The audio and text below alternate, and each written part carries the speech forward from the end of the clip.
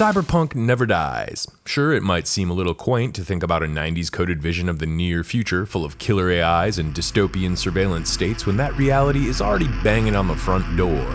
But three core truths of this bygone era still persist even today. The Matrix was pretty cool, Deus Ex is still the best, and people will always crave more nostalgia.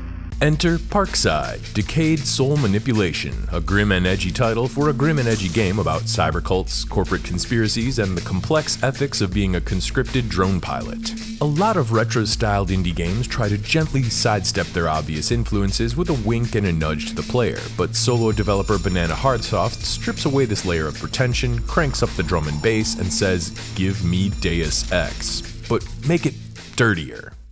Does Parkside's promise pay off? That's what we're going to find out today. If you're new to the channel, welcome to Two-Headed Hero. We dive deep into RPGs, sims, and weird indie games just like this one, so if you like that kind of thing, do us a favor and subscribe, hype, tell us how wrong we are down in the comments. You know the drill. You can also join our band of champions over on Patreon, but we'll talk more about that later on. Thanks again to Banana Hardsoft for providing a review key for the game, and since this is a new game, we're going to try to keep the review as spoiler-friendly as possible, so we'll be blurring or editing out anything that might be a major reveal. But for now, it's time to polish your chrome, strap into your cyber chair, and hack into the hidden agendas of Parkside, Decayed Soul Manipulation. My name is Boss Sauce. And I'm Roland Coons. And together, we are the Two-Headed Hero. The year is 2038. The place, Abbotsford, California. The scene opens to a dumpy little apartment where we witness the sad story of Alexander, a hacker that pokes his nose into the wrong place at the wrong time. Glowy-eyed mercs bust down the paper-thin door to the apartment and knock Alexander senseless, in a scene reminiscent of System Shock. As Alexander were carted off to locations unknown, strapped into a set of funny-looking metaglasses, and press-ganged into an ominous mission to perform social engineering on behalf of a mysterious monolithic being known as the Divine Rod. Since you're a hacker with weak little noodly arms, you obviously don't have the soldiering skills necessary for this undertaking. That's why you're going to be remote piloting Polyphemus, a cyborg with plenty of muscle and chrome, but no will of its own. Polyphemus is a highly capable and upgradable tactical platform, capable of using any weapon in the field and performing some deadly foot-to-face maneuvers, as well as going incognito when the situation demands. And as the pilot of this deadly drone, it's up to you to decide whether you find a way to break free of your bondage or submit and become the ultimate servant of the Divine Rod. In the first mission, you'll be let loose on the streets with a single purpose: eliminate Jonas Reeves. You have no idea what Jonas's crimes might be, only that he's somehow inconvenienced the illuminated brethren of Conclave Automata. Wow, that's a mouthful. As you explore these dirty avenues and alleyways, you'll notice Parkside's attempts to make the world feel alive. You can burst open glass windows with a single kick, spill the sugary innards of a soda machine, befriend a pet rat and let it loose in a coffee shop, flap your cyber jaws at an NPC, and maybe you'll get a little side quest in return. Do a little crowbar dentistry on that same quest giver if you don't like what he's saying. You can stack up crates, kick them apart, set the whole mess ablaze, and quench it all with a barrel of water. You can do this to bodies too. Figuring out things for yourself in this rundown cyber city is the name of the game, or at least the subheading right below the Decayed Soul Manipulation part.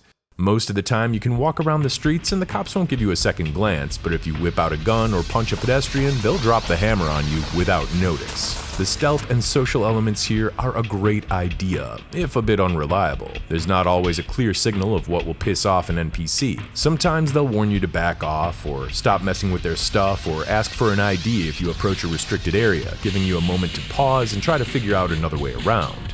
Other times, the cops will just come in blasting if you take $1 out of the tip jar at the coffee house. In short, you're in for a jank, but it's a pretty fun jank. At some point, the heat is coming out.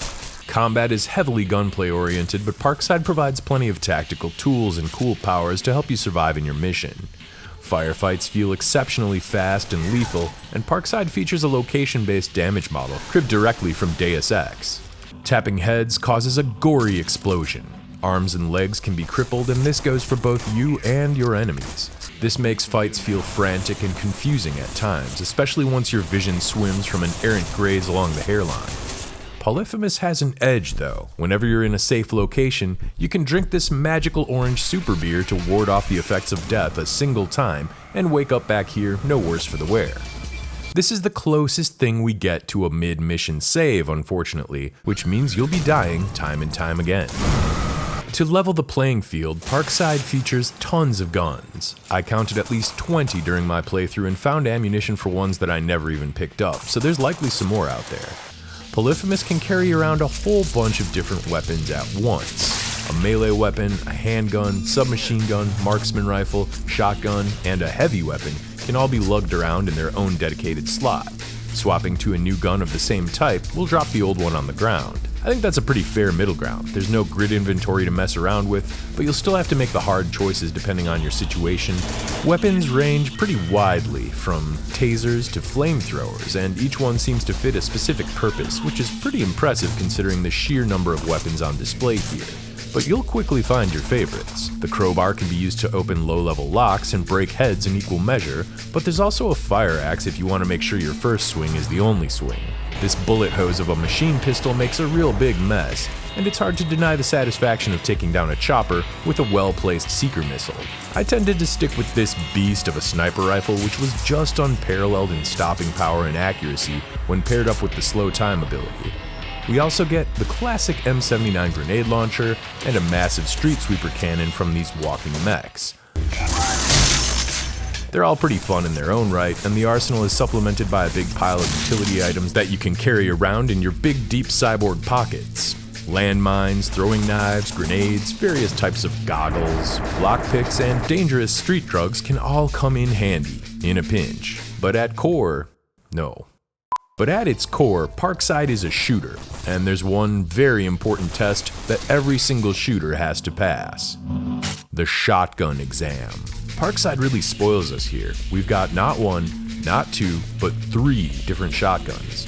A simple double barrel that throws out a wall of buckshot, a limb-exploding lever action, and a mag-fed semi-auto shotgun that you can only find near the final stretch of the game.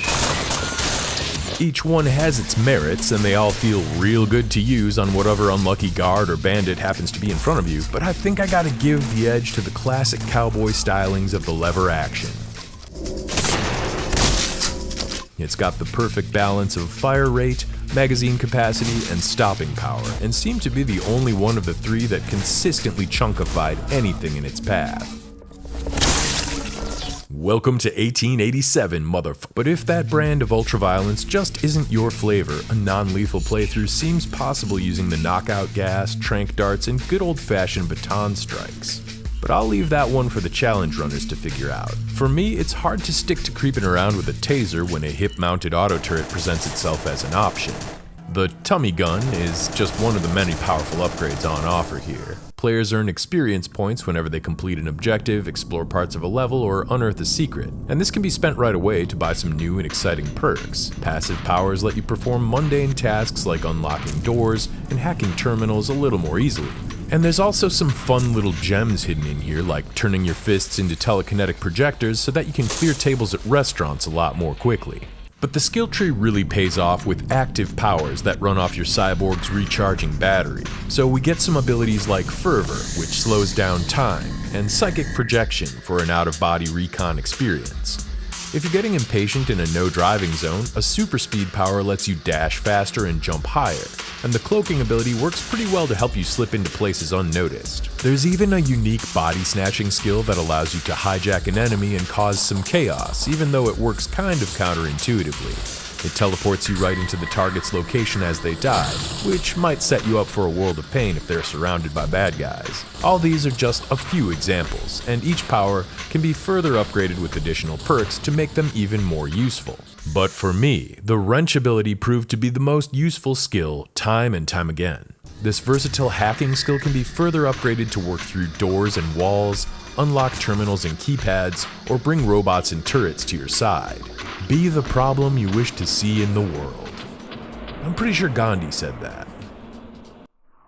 From the very first mission, you can find solutions to problems that might not be readily apparent at first glance. Your only tool at the outset of the game is a single-shot silenced pistol. It sucks.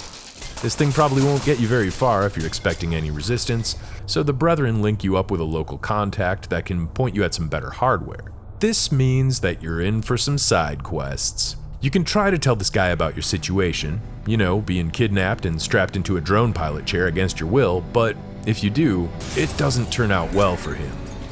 Or for you. This is how the game teaches you that your decisions have consequences. Some are immediate, some are far-reaching.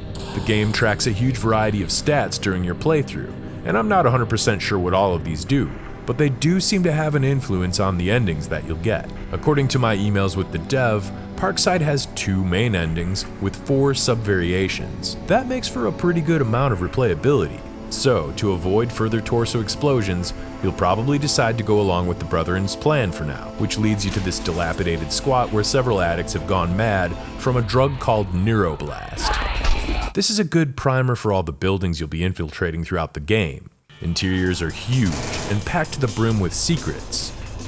To give you a sense of scale, I spent nearly 2 hours just dicking around in the tutorial level alone, and I'm still pretty sure I didn't find everything in there.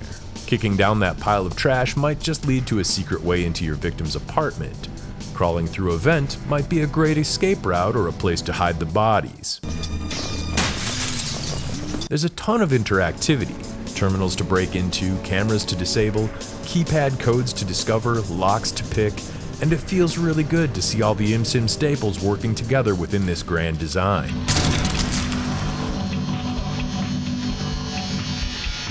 Once you're outside, you can borrow the K-truck to get around a little more quickly, or break into one of these flashier rides around the corner by spending a lockpick or 2. Hey, there's even a passive ability that lets you drive around with your knees so that your hands are free for some long gun practice. Polyphemus also takes no fall damage, and with a little bit of skill, you'll be bunny hopping around the levels with ease. So it's not very hard to get around, but here's where we run into some problems with navigation.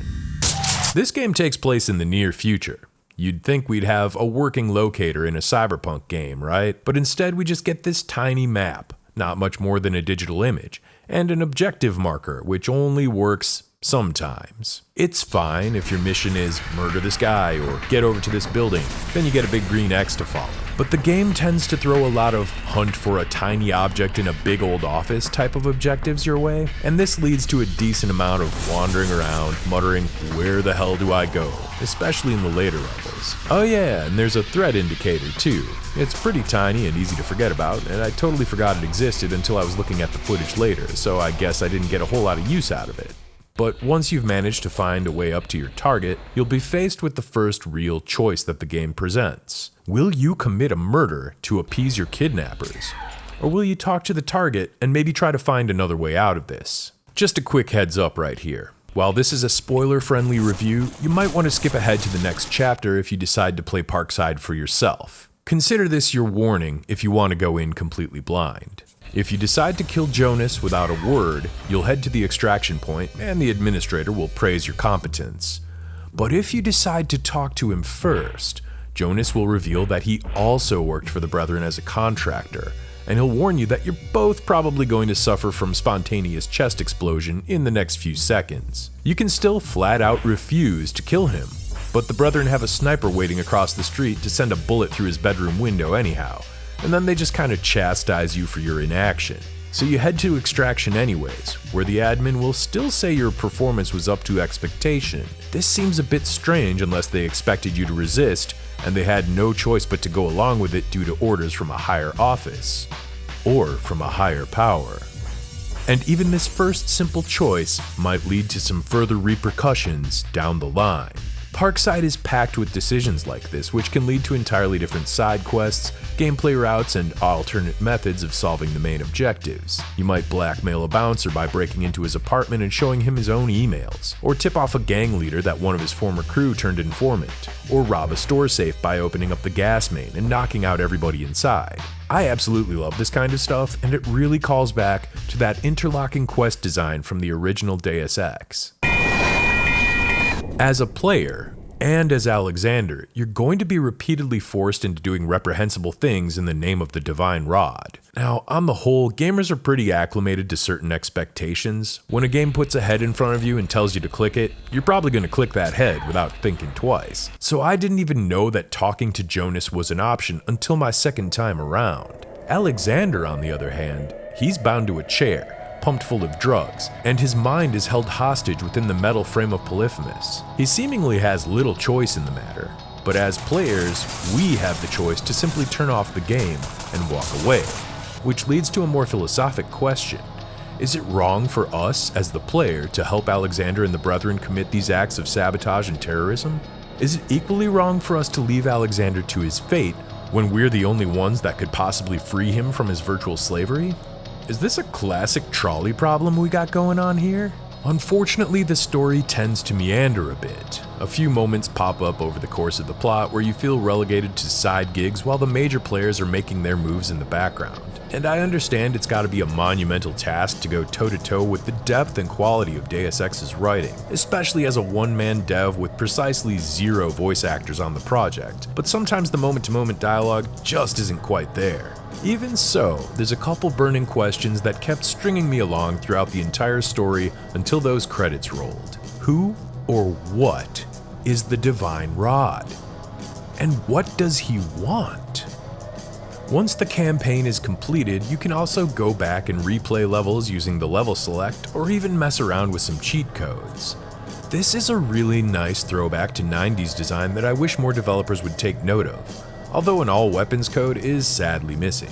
It would be nice to have just a developer room or firing range to mess around in with everything out in the open so that you can make your own loadouts to experiment with before jumping on back into your favorite levels. But that's a minor nitpick. Parkside isn't what you'd call beautiful in the traditional sense, but I still loved how much detail and personality was crammed into each one of its levels. These cityscapes might be covered in low-poly grunge, but man, I think this looks awesome. It's a visual style that somewhat evokes Vampire the Masquerade Bloodlines, which is still one of my favorite immersive RPGs that we've covered more than once on this channel. There you go, man! You're a vampire, aren't you? Crunchy cyberpunk wall textures and jagged face-scanned NPCs evoke that perfect dark feel from the N64 era. I mean, some of the NPCs look better than others. Dude, what's up with your nipples? Why are they so low? But the game's got a cohesive vibe. The sewers are filled with blue toilet water and man-sized leeches. The toilets themselves actually work. The fire effects feel like they're straight out of the 90s. There's a few nightmare sequences sprinkled in that look creepy enough to base an entire game around on their own. The inventory screen is filled with flickering background animations of anatomy diagrams, Latin text, weird tentacles that constantly remind you of the game's quasi-religious overtones. And there sure are a whole lot of rats. Like a whole lot of rats. Hey now, break it up guys. I don't want to get demonetized here. To go alongside the crunchy visuals, we've got equally crunchified sound effects.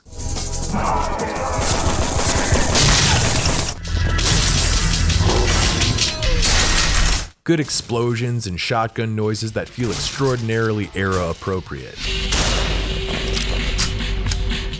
Sadly, there's not really any voice work other than a few barks from the enemies, and even this often tended to get lost in the mix.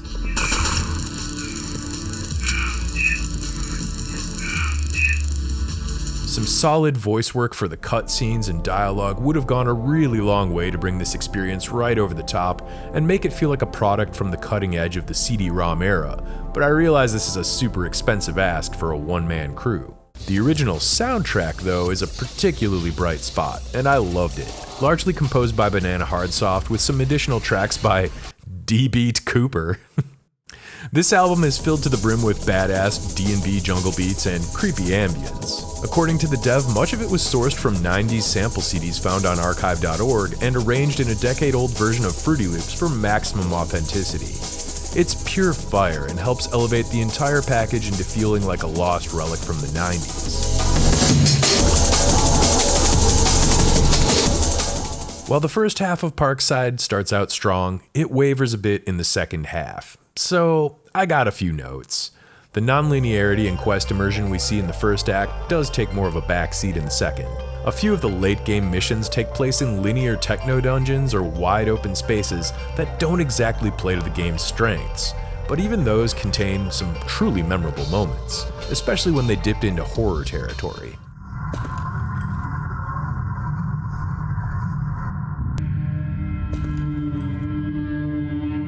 There's also a larger issue of balance. Resource starvation gets pretty heavy in the second half of the game.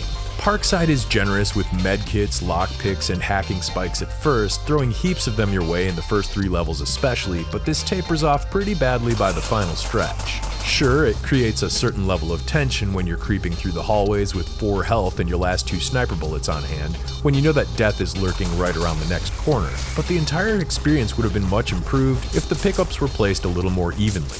The cyborg powers are a great lever to pull if things aren't going your way, but with the enhanced battery, some of these become OP. The upgraded cloak lets you attack from stealth, wiping out entire platoons before they can fire a single shot, and this absolutely trivialized certain points of the game. There's also an issue of general polish. I found a few areas with broken geometry that let me slide right on out of the level, and some of the vents and ladders proved problematic. Ladders especially. I never felt like I completely got a hold on mounting or dismounting them for the entire game, and the character would sometimes just jitter around a bit while I tried to find the exact right spot. Like I said at the beginning of the video, you're in for some jank, and while that didn't really do much to hinder my enjoyment, your jank tolerance might vary.